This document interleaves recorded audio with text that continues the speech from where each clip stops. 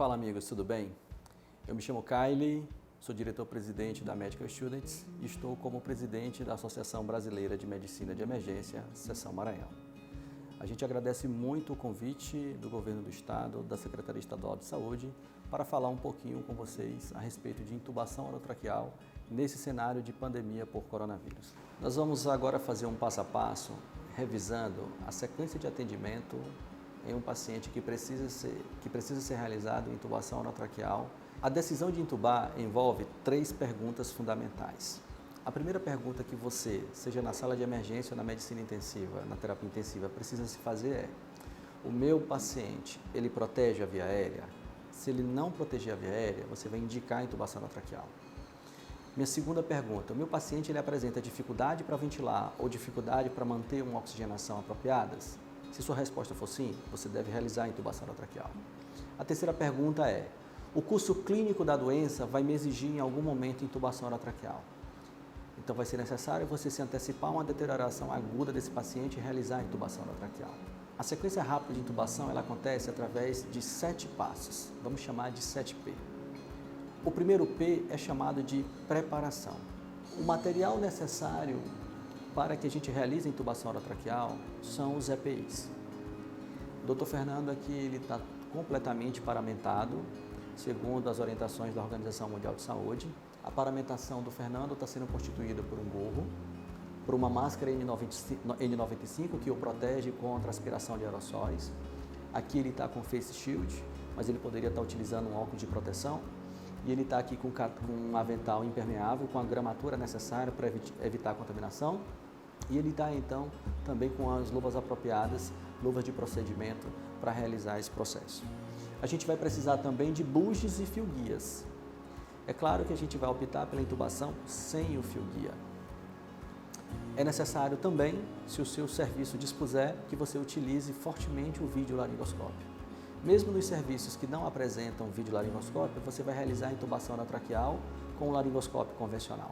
Você precisa de tubos orotraqueais de diversos tamanhos. Você também precisa de um filtro EPA, que é um filtro adaptado com poros bem pequenos para evitar a disseminação de aerossóis no processo da intubação orotraqueal. Você também precisa de pinças fortes, seja Kosher, seja Kelly, curva, para você clampear o tubo orotraqueal e evitar a disseminação de aerossóis nesse momento. Você também precisa de um cafômetro e você precisa de um estetoscópio. Esses são os materiais iniciais que você vai utilizar nesse cenário de intubação orotraqueal. E quais medicações a gente vai precisar nesse momento? Eu vou orientar com que você utilize pelo menos até 3 medicações. Você vai escolher dessas 3 medicações, você vai escolher 2 medicações, entre uma ou outra, para realizar a indução, e uma terceira medicação para você realizar o bloqueio neuromuscular do nosso paciente. Então, quais medicações você vai utilizar para induzir o paciente em sequência rápida? O etomidato na dose de 0,3 mg por quilo de peso, ou você vai utilizar como uma droga que garanta de maneira importante a estabilidade hemodinâmica, você vai utilizar a ketamina. A dose da ketamina vai ser de 1,5 mg por quilo de peso. Imediatamente após a indução do paciente, você vai ter que realizar o bloqueio neuromuscular. E aí nós temos 2 drogas para isso e você vai utilizar uma das 2. Ou você utiliza a succinilcolina na dose de 1,5 mg por quilo de peso, ou você utiliza o rocurônio na dose de 1,2 mg por quilo de peso. Antes de você realizar a intubação orotraqueal, você pode ser necessário realizar uma expansão volêmica no paciente e até mesmo utilizar perifericamente um vasopressor. Nesse processo de oxigenação em relação ao Covid-19, a gente tem uma pré-oxigenação de uma forma um pouco diferente do habitual. A gente vai usar o dispositivo bolsa-válvula-máscara, mais comumente chamado como AMBU. No AMBU, a gente vai acoplar um filtro, o filtro EPA, tá? Uma vez que a gente acopla o filtro, a gente vai colocar um sistema de aspiração fechado, tá? E por fim, a gente vai colocar a máscara propriamente dita. Assim, é o nosso sistema que a gente vai lançar a mão para poder fazer a oxigenação, pré-oxigenação bolsa-válvula-máscara.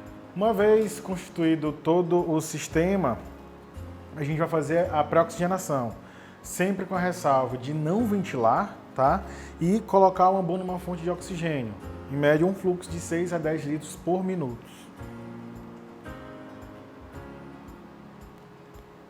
O terceiro passo da sequência rápida de intubação consiste no pré-tratamento ou na otimização terapêutica peri-procedimento. Naqueles pacientes que estejam hipotensos ou naqueles pacientes que apresentam risco de fazer hipotensão durante esse procedimento, está indicado você expandir volemicamente esse paciente, utilizar soro fisiológico ou ringue lactato rapidamente, administrando em torno de 500 ml de volume nesse paciente. Se o seu paciente não responder à reposição volêmica que você acabou de administrar, você está autorizado a iniciar perifericamente vasopressor. O vasopressor de escolha será a noradrenalina. Em alguns pacientes que estejam hipotensos e que você descartou ou que você imagina que ele não tem insuficiência cardíaca aguda, é um paciente que precisará receber volume cristalóide pelo menos 250 a 500 ml. Rapidamente. Você vai realizar o posicionamento do paciente, vai colocar um coxim em torno de 10 centímetros na região occipital do paciente, para fazer com que ele esteja numa posição apropriada, chamada sniff position, ou posição de cheirador. E somente após isso você vai realizar o procedimento de intubação orotraqueal.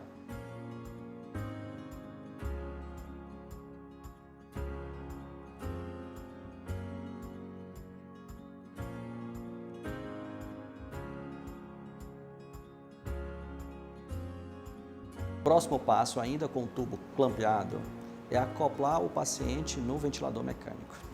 Perceba que o ventilador mecânico ele vai estar com dois filtros. Um filtro HME, próximo do Y do ventilador mecânico, e um filtro EPA, que vai estar conectado no ramo expiratório do paciente para diminuir a possibilidade de contaminação da equipe com os aerossóis possivelmente gerados. Ainda com o tubo clampeado, eu procedo ao desclampeamento desse tubo, após a insuflação do cuff, e então eu realizo a ausculta nos 5 pontos para a confirmação do posicionamento correto do tubo orotraqueal. Ausculta epigástrico, base esquerda, base direita, ápice esquerdo, ápice direito. E preferencialmente eu acoplo esse paciente a um monitor de capnografia com formato de onda contínua. Confirmado o posicionamento correto do tubo, eu realizo a fixação através dos dispositivos apropriados de fixação de tubo orotraqueal.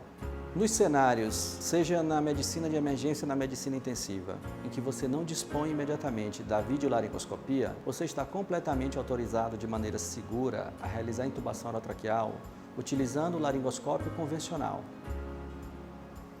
Após a realização da intubação orotraqueal, com o tubo orotraqueal clampeado, você acopla no ventilador mecânico, insufla o cuff e somente depois você desclampia o tubo após a confirmação da posição do tubo orotraqueal. Após a correta colocação do tubo orotraqueal e o seu correto posicionamento, nós vamos dar início ao cuidado pós-intubação. O cuidado pós-intubação consiste nos ajustes iniciais do ventilador mecânico. O seu volume corrente vai ser de 4 a 8 ml por quilo de peso. Preferencialmente, você escolherá 6 ml por quilo de peso. Você vai ter que colocar PIPs altas, acima de 10 centímetros de água. Você pode escolher 12 e iniciar com uma PIP de 12 centímetros de água. Como a ventilação deverá ser uma ventilação mecânica protetora, a tua pressão de platô ela tem que ficar menor do que 30 centímetros de água. A frequência respiratória do paciente poderá oscilar de 20 até 35 respirações por minuto, a depender da gravidade da SARA do paciente. O volume minuto do paciente poderá oscilar entre 7 a 10 litros por minuto, sempre tomando cuidado de manter uma pressão arterial de gás carbônico em limites aceitáveis e um pH do paciente acima de 7,25. O último parâmetro protetor da ventilação mecânica é a driving pressure, que tem que estar menor do que 13 a 15 centímetros de água. A driving pressure nada mais é do que a pressão de platô menos a pressão expiratória final positiva, a própria PIP.